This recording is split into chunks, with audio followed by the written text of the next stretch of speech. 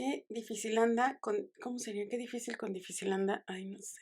O sea, yo complicando el lenguaje y la gente complicándose la complicación, dices. Ya no entiendo.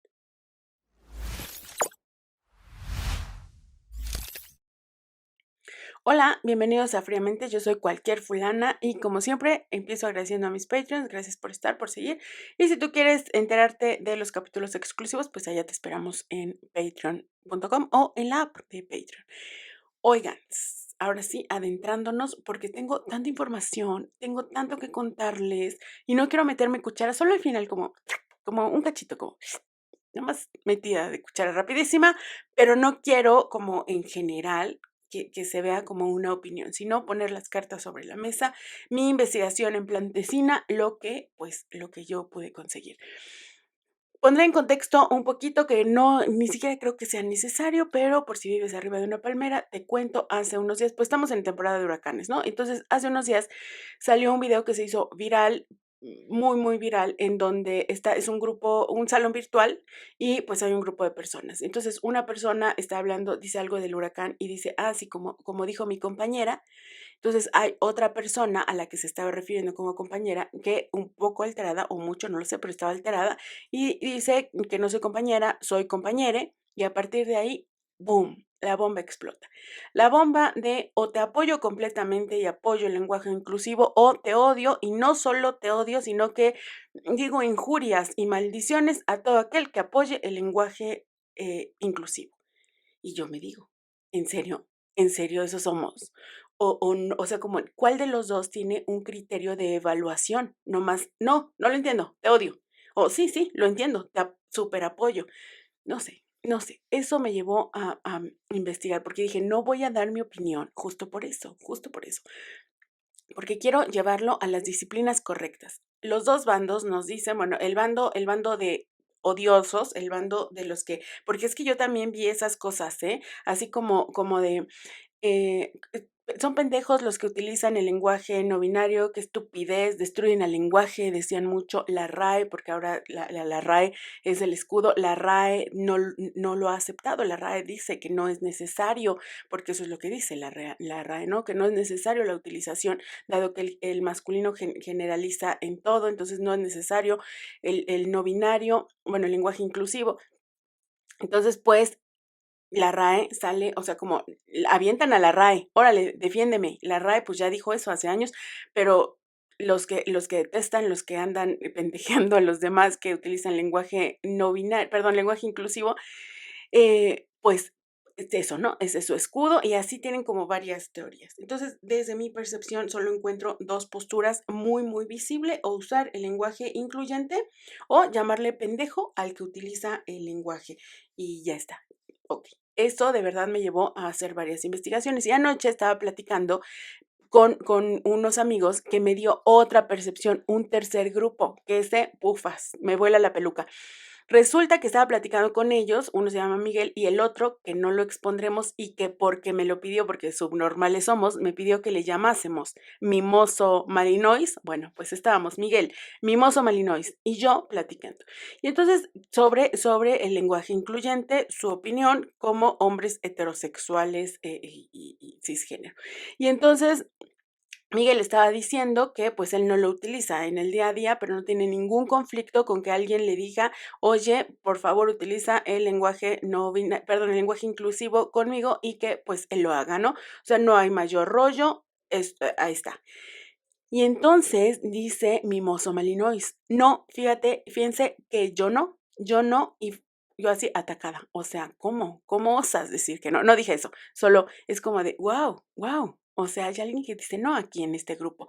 Dijo: "Sí, porque, pues, yo tengo problemas de lenguaje, yo tengo problemas de lenguaje, y de pequeñín lo lastimaban, le hicieron heridas emocionales con el tema del pendeje de", ay, dijo más palabras, pero que terminaban en e.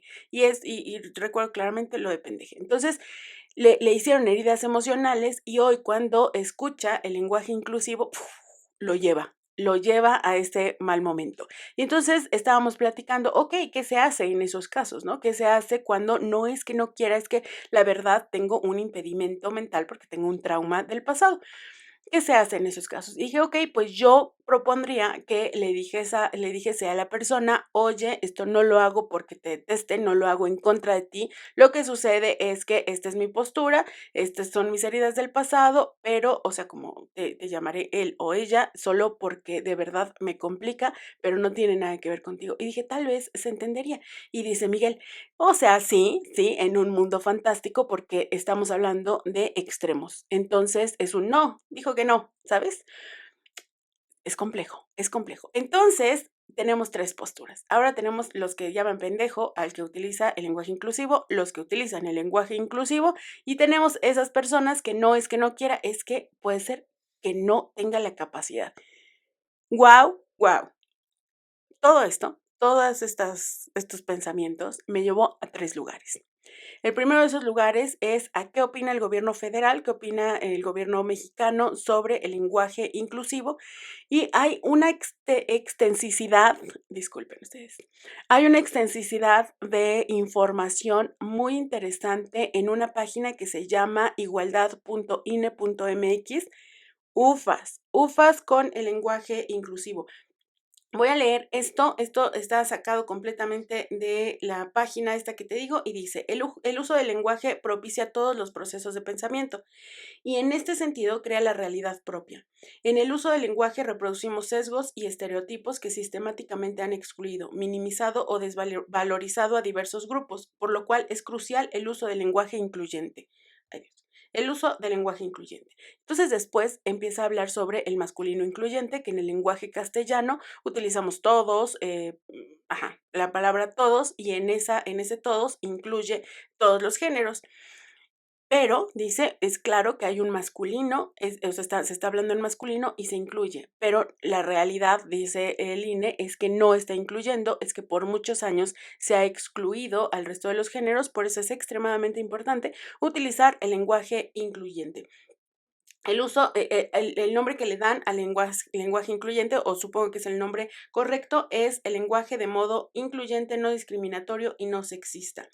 Entonces te explica que como tal el español no es una lengua sexista, no promueve el sexismo o la represión a algún grupo. Sin embargo, sí el uso que se puede dar a la lengua se convierte en algo sexista o que, pues como te digo, que le hace el feo a un grupo. Sí puede serlo, o sea, como lo que propone el INE es la utilización del lenguaje incluyente para ser conscientes, para hacernos hiperconscientes de que el lenguaje como tal, como te acabo de decir, no va a segregar, pero mis actitudes o el cómo lo empleo, sí. Hasta ahí lo pone el INE. Y yo así como de, ¿qué? ¿Qué? Y entonces eso me lleva, o sea, ese fue mi primer camino. Y luego tengo un segundo camino. Y dije, ok, esa es la postura del gobierno federal y entonces me parece muy claro el lenguaje como tal, la lengua castellana, el lenguaje castellano, no sé cómo se le diga, pues no es como de, es sexista. No, pero sí la intención, como dice el INE. Sin embargo, seguimos hablando de lengua y lenguaje. Y dije, ok, vámonos con la percepción de los lingüistas. Clara que sí, clara que sí. El tema de que la RAE no acepta el lenguaje incluyente, que dice que no es necesario, pues como te dije, es el escudo de muchas personas, que a mí me llama mucho la atención, pero dije que no voy a meter mi cuchara, entonces solo te pongo las cartas sobre la mesa. Tengo que recordármelo. Esto lo digo más para mí que para ti. Solo no voy a meter mi cuchara. Entonces dicen algunos lingüistas, perdón, hay una diversidad, pero al final se concreta en algo bien interesante de parte de todos los que yo estuve estudiando y leyendo. Entonces, tenemos algunos, una postura que dicen que su responsabilidad es respetar el uso del lenguaje normativo, estén o no de acuerdo. Y pues ya está. O sea, mi trabajo es transmitir la información del lenguaje normativo y pues ahí está. Si estoy o no de acuerdo, esa es mi responsabilidad, dicen algunos lingüistas. Pero hay otros que dicen, ok, pero es que eso sería como pensar que las reglas se obedecen porque son reglas, sin ninguna capacidad de análisis. Entonces, sí que hay un lenguaje normativo, dicen el otro grupo, sí hay un lenguaje normativo, pero ¿qué tal que lo analizamos desde una perspectiva comunicativa? Estas son las normas, pero estas normas nos sirven para integrar y para, bueno, para incluir a todos tener una comunicación fluida con todos. Esa es la pregunta. O sea, más allá del lenguaje normativo, ¿qué tal que lo analizamos desde una perspectiva del lenguaje comunicativo? Dicen otros. Entonces la gente o sea, como que estaban enjuiciando mucho a un lingüista que estaba estudiando recientemente, o sea, yo estaba estudiando a ese lingüista, y entonces le dicen como de, ok, entonces en ese sentido, si yo creo que para mi forma de comunicar tengo que inventar palabras, pues me las voy a inventar. Me las voy a inventar porque tú estás diciendo que no tengo que obedecer siempre a las normas, pero siempre tengo que obedecer a la forma de comunicación. Entonces, yo voy a inventarme palabras. Y le dice este lingüista, pues invéntatelas. O sea, ¿cuál es el fregado problema? Tú puedes inventar todas las palabras que quieras. Tú puedes crear lo que se te antoje lingüísticamente. Sin embargo, para que se convierta en algo duradero, necesita dos vertientes. Necesita cubrir dos cosas. Una de las cosas es que tiene que tener una motivación y la otra que tiene que tener un referente. O sea, que tiene o sea, ¿qué te motiva a hacerlo? En el caso, lo que le explicaba, en el caso del lenguaje no binario, la motivación es clara, incluir a los otros géneros y ay, se me olvidó, y el referente, o sea, que un gran grupo de personas lo utilicen constantemente. Tiene una motivación y lo están utilizando.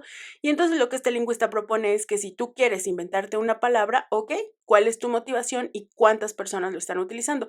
Para que se vuelva normativo, eventualmente necesita la utilización frecuente de un grupo de personas muy, muy grande pues, para que ahora sea la norma, dices, para que ahora sea la norma.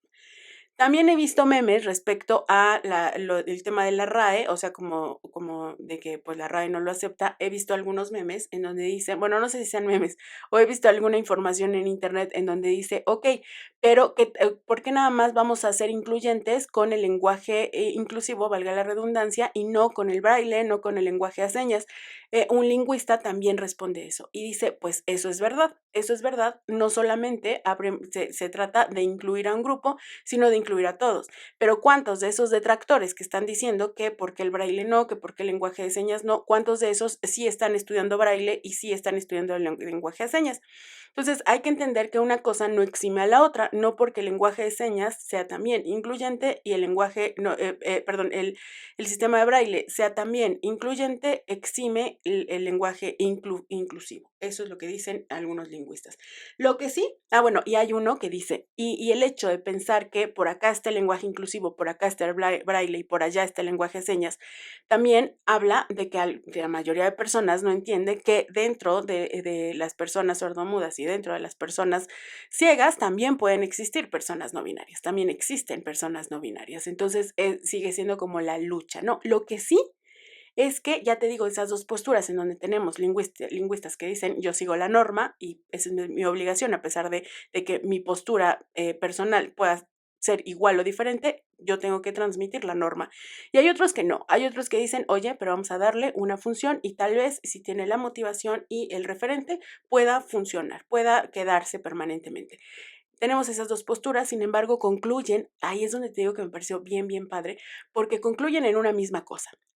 Lo que dicen es, ok, pero lo que sí entendemos, lo que sí nos queda claro a estas dos posturas es que este rollo, este broncón, no es de los lingüistas, no es del lenguaje, es un problema ideológico. Bueno, no un problema, sino es un aspecto ideológico, no es un aspecto de la lengua. Y dije, ok, gracias por decírmelo media hora después. Muchas gracias por hacerme entender que aquí no están las respuestas. Entonces dije, ok, no es rollo de la lengua, es rollo de las ideas. Vámonos a la filosofía, dices. De verdad, te digo que yo hice mi extenuante. Y con la filosofía fue mi último camino. No creas que esto nos va a llevar a las eternidades. Este es mi último camino recorrido. Resulta que desde la percepción de la filosofía, el lenguaje incluyente es una reacción ante la generalización en masculino, que ya nos había explicado el INE, entendiendo que no solo se excluye a las mujeres, sino a todo lo que no es masculino. La filosofía del lenguaje, por otro lado, sustenta que solo existe lo que se puede nombrar. Entonces, cuando hablamos en masculino genérico, solo estamos nombrando lo masculino. Ahí es donde entra, ya iba a decir, o sea, sí te voy a decir, pero no voy a decir mi opinión. Recuérdalo. Ahí es donde entra una filósofa francesa que se llama Simone de Beauvoir, no sé pronunciarlo, perdóname. Bueno, Simone de Beauvoir, ajá, espero que sea así. Plantea en un libro que está bien librón, que está bien choncho, pero muy, muy interesante. Eso es lo máximo que te voy a decir de mi opinión, que está bien interesante, que se llama El segundo sexo. Es tal vez el libro más famoso de ella. Plantea que las mujeres, pues eso somos. Ella solo lo plantea en tema de masculino y femenino, que las mujeres somos pues eso, nomás como el accesorio, lo que como la parte principal es el hombre, lo masculino, lo femenino es lo que, o la mujer es lo que va adornando, lo que está como en la periferia de lo masculino. Considera que el hombre, dice, bueno, ella no es que lo considere, sino es como que en su análisis entiende, concluye con que el hombre es algo terminado y la mujer es algo accidental. Entonces, algo que somos las mujeres, algo que va aconteciendo alrededor del hombre, dado que todo está masculinizado. Y entonces ella invita a la gente a la reflexión en donde si pensamos en ser humano, pensamos en masculino, si pensamos en hombre como especie, pensamos igual en masculino. Ya estamos demasiado educados como sociedad, específicamente como sociedad occidental, la cultura occidental, dice Simone de Beauvoir, que estamos demasiado educados con el tema masculinidad y entonces todo lo demás, todos los géneros, incluyendo el femenino, nomás están en la periferia, nomás de adorno. Entonces, ahora, eso es lo normal. Respecto a lo normal, la filosofía, lo normal filosóficamente sería en este caso en el que está analizando Simone de Beauvoir, está analizando lo masculino, eso sería lo normal, ¿ves? Hablar, si lo llevamos al lenguaje, hablar en masculino genérico es lo normal. Entonces, el lenguaje incluyente es como la parte transgresora, es la resistencia, se opone a la norma. Dice, si se volviera normal, si el lenguaje incluyente empezara a ser la norma y se vuelve normativo, ya definitivamente, eventualmente, dicen los filósofos, eventualmente surgiría un nuevo lenguaje que sería la resistencia, en donde se expondría a otra minoría. Esa es la percepción de los filósofos, pero ya te hablé también de Simone de Beauvoir. Ahora, sí, me estaba volando la peluca. Hegel, para Hegel, el ser, la persona, el ser se convierte en, bueno, el ser es en sí y para sí. Y entonces dice Hegel que el ser es idéntico al pensar, al reflexionar. O sea, la persona no está exenta del pensamiento y la reflexión, por lo tanto, es parte de su ser. El ser reflexivo es el sí y para sí, ¿no? Espero que me esté explicando. O sea, aquí hay que analizar. Si Hegel me dice que yo soy parte, o sea, que mi ser no, o sea, como es parte, es lo mismo que el pensar y que el reflexionar, y regresándonos a la filosofía del lenguaje que dice, que hace un momento te lo dije, que menciona que lo que no se nombra no existe, entonces se nos vuela la peluca, dices tú, y la pregunta un poco hegeliana sería, ¿es conveniente que la lucha se vuelva normal? ¿O es la lucha, la misma lucha, o sea, la lucha del lenguaje incluyente? ¿Sería lo ideal que se volviera normal o es la misma lucha del lenguaje incluyente que da visibilidad a las personas no binarias y al resto de géneros? Eso otra vez lo pongo sobre la mesa. Por un lado, tenemos toda una revolución del lenguaje, pero por otro tenemos una sociedad que la verdad no quiere cambiar. En la medida, dicen algunos filósofos, en la medida en que la sociedad se vuelva justa con todos los géneros, justa con todas las personas, e incluya a todos los géneros, en la medida de ese sentido, entonces el lenguaje va a cambiar. Hay una pregunta, en la historia de la filosofía había un debate constante sobre si es primero la realidad o primero el lenguaje. Si el lenguaje es lo que crea la realidad o el lenguaje se adapta a la realidad. Tenemos esas dos posturas. Unas que nos dicen, sí, el lenguaje crea la realidad y entonces sí tendríamos que empezar a utilizar el lenguaje incluyente para que la realidad cambie. Pero hay otra, como te dije hace un ratito, hay otra que nos menciona que no, que primero tiene que cambiar la sociedad y en la medida que la sociedad cambie, el lenguaje cambiará. Pero el torrente es el mismo, o sea, el cambio es el futuro, pues. Eso es lo que encontré. Entonces, ¿qué es lo que ¿Qué es lo que me gustaría que hicieras? Pues que reflexionaras, que paráramos de ser de esos dos grupos, o le llamo pendejo al que utiliza el lenguaje incluyente, o digo, bórrenme de todos lados porque son una bola de idiotas, parece que no piensan, parecen estúpidos hablando así. No sé, ha habido muchas cosas. O eres de ese grupo, o eres del grupo en el que acepta porque así, porque así. Yo creo, sinceramente, y esto es lo único que voy a dar de mi opinión personal, en lo que estoy demasiado de acuerdo de toda mi investigación es en lo que decía Hegel, es que tenemos la capacidad de reflexionar y puedo a partir de un análisis personal y no impuesto, porque creo que los extremos son bastante imposición, esa es mi consideración. Creo que a partir de un análisis personal y no impuesto puedo decidir usar o no el lenguaje inclusivo para mi diario vivir.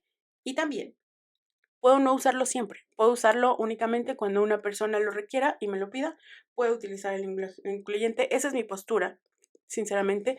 Utilizo el lenguaje incluyente de vez en vez, pero no es como en mi diario vivir, pero si alguien me lo pide, sin mayor conflicto. Y es más porque no estoy acostumbrada, no es porque esté en contra del lenguaje incluyente. Y también puedo no usarlo siempre, como te dije, pero si alguien te lo pide, elegiré quién quiero ser y creo que con esto me quiero ir. ¿Quién quiere ser en la vida del otro? ¿Quién quiere ser en la vida de los demás? ¿Su hater, su detractor, el que está en contra o alguien que es parte de la movilidad social, alguien que acepta la diversidad y crece con ella?